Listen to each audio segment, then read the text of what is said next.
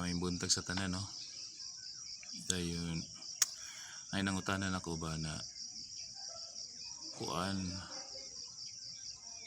nga ano daw ni mga tao karon nagihatagag oras ng pagsilpon kaysa sa Biblia.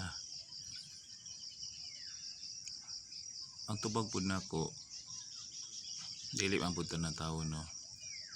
Kaya ako pag mata na ko na magbunta magampo man ko pag human magbasa yun ko Biblia 2 ka pages lang yun tulo. Nagiuban na pag mata cellphone dayon kana kay gumika na ang Satanas na naman gud sa ilahang pamuyo o sa iyang hunahuna. Kaya ni kalibutan na naayo sa Satanas nga gibutang ang Ginoo, ituyo po na niya kay asa gyud ta kutob ang atong pagsalig diha kaniya. Kay og karapat dapat pag kita makasulod dito sa ikaduhang kalibutan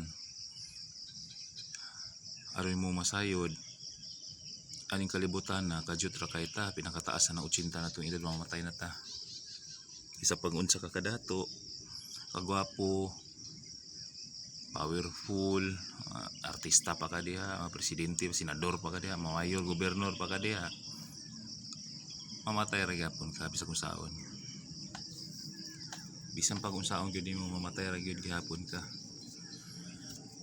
Mo na ang ubang mga tawo ang ilahang gihurot nila ang ilahang kinabuhi diri sa mga material, kwarta.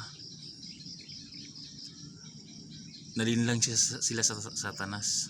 Abi ninyo mga kaigsuon, no? Kuyaw kayo ni Satanas gyud, maayo kayo. Believe ko powerful yun po. Kay nalinlang gyud niya tanan tao. Gahimo siya mga artista, mga famous, mga cellphone, computer, kwarta. Dayon yang ipasulod sa ihang mga una-una sa tao na mao to importante. Pero ug ikaw duol ka sa Ginoo makabaloy ka kung sa imong tumong aning kalibutan na ug aron hibalaan nimo unsa ang gusto sa Ginoo magbasa jud kag Biblia nga dito tanan tubag nimo. Actually ako grabe ako nagian sa una ako nagian sa una maghimo po ko lang video to. Then ang tubag nako atong mga pangutana karon na ano ang mga tawo na unahon pa lang cellphone tungod na kay naay demonyo sa inyong pamuyo o sa inyong una-una nagapuyo na ug dili na nimo masabtan pagbasa Biblia na dito ang tanan tubag mura to may buntag. Ubahin sa ako ang giingon niyo na katong about sa kuwang kaagi maghimo na po ko video ito kay taas to. Daghang salamat ug may buntag yung tanan.